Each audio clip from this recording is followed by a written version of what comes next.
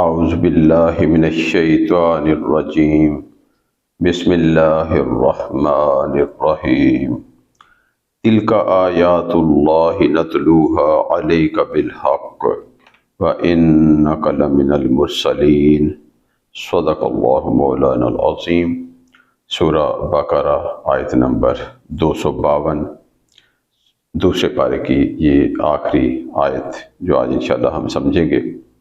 اس آیہ مبارکہ میں یہ بتایا جا رہا ہے کہ نبی کریم صلی اللہ علیہ وسلم کی رسالت و نبوت اور آپ کی حقانیت و صداقت کی ایک واضح دلیل ہے کہ آپ تمام انبیاء علیہ السلام اور ان کی قوموں سے متعلق صدیوں پہلے کے یہ حالات و واقعات اس طرح ٹھیک ٹھیک بیان کرتے ہیں گویا کہ آپ نے انہیں دیکھا ہو یا پڑھا ہو، جبکہ آپ نے دنیا میں کسی سے ایک حرف بھی نہیں پڑھا۔ آپ کے علم کا ماخذ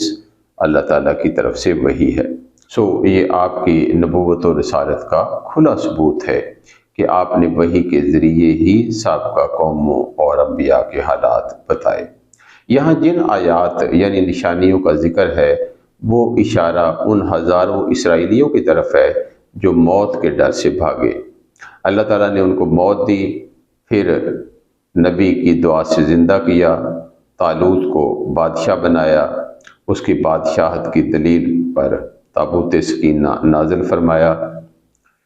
جالوت کو حضرت داؤد علیہ السلام کے ہاتھوں قتل کروایا، اور یہ تمام واقعات اللہ تعالیٰ کی عظیم قدرت اور اس کی حکمت اور رحمت پر دلالت کرتے ہیں۔ آیت کا ترجمہ دیکھتے ہیں۔ تلک آیات اللہ، یہ اللہ تعالیٰ کی آیات ہے، نتلوہا،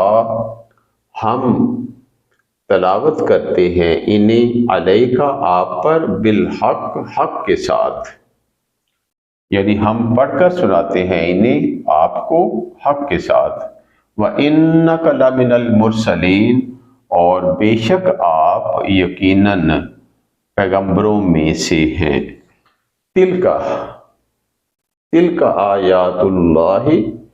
یہ اللہ کی آیات ہے۔ تلک اسم اشارہ واحد مؤنث، آیات اللہ،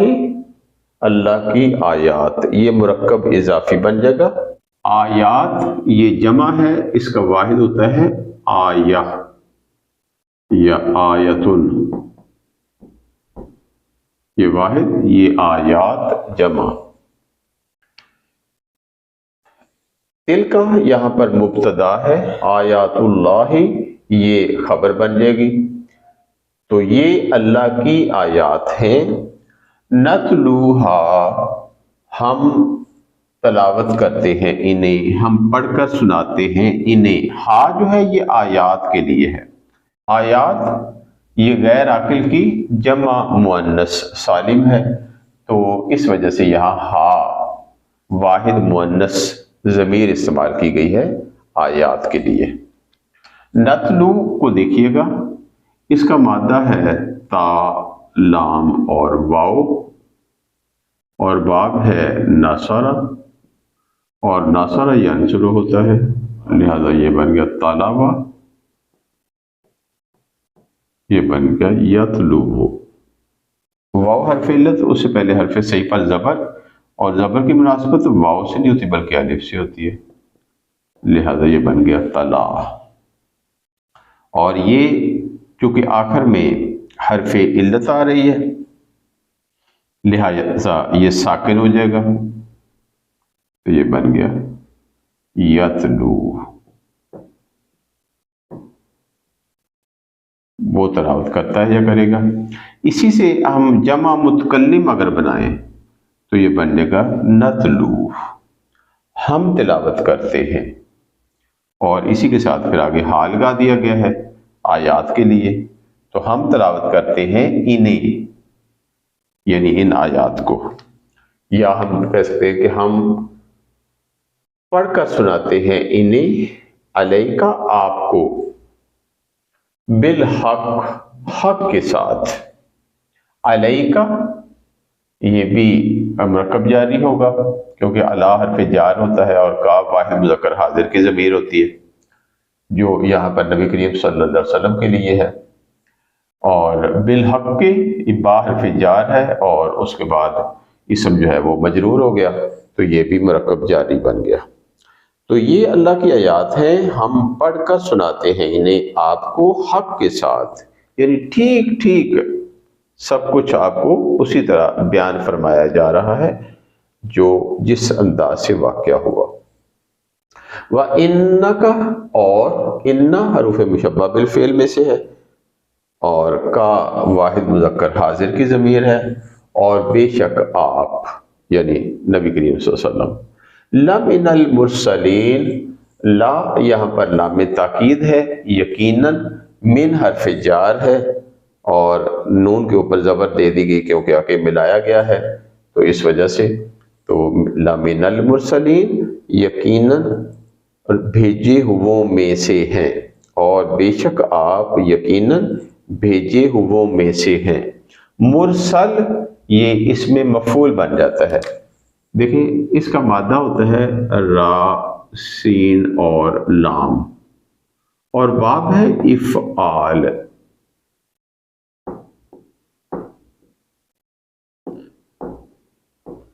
اور باب افعال ہوتا ہے افعل یفعل،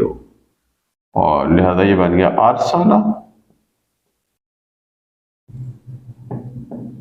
اس نے بھیجا، یہ بنے گا یرسلو،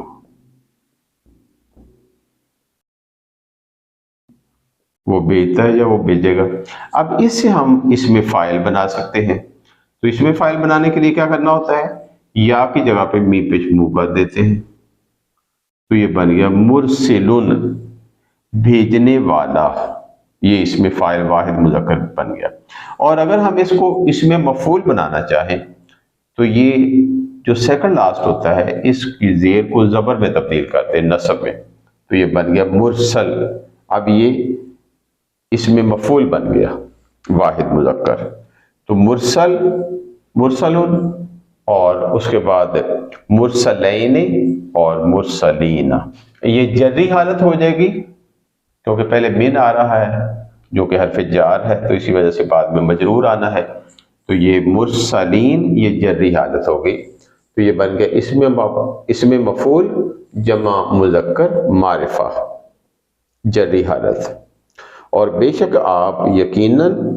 بھیجے ہووں میں سے ہیں، اور بھیجے ہوئے ظاہر ہے اللہ تعالیٰ کے پیغمبروں کی بات ہو رہی ہے، تو اور بے شک آپ یقیناً پیغمبروں میں سے ہیں۔ اللہ تعالیٰ سے دعا ہے کہ جس طرح اس نے توفیق بخشی کہ ہم نے دوسرا سپارہ آج الحمدللہ مکمل کیا، اللہ تعالیٰ سے دعا ہے کہ اللہ تعالیٰ ہمیں قرآن مجید کو مکمل کرنے کی توفیق عطا فرمائے، اسے سمجھنے کی توفیق عطا فرمائے، اس پر عمل کرنے کی توفیق عطا فرمائے، اور پھر اس کی تبلیغ کرنے کی بھی توفیق عطا فرمائے۔ سبحانک اللہم و بحمدک، نشہد ان لا الہ الا انت، نستغفرک و نتوب الیک۔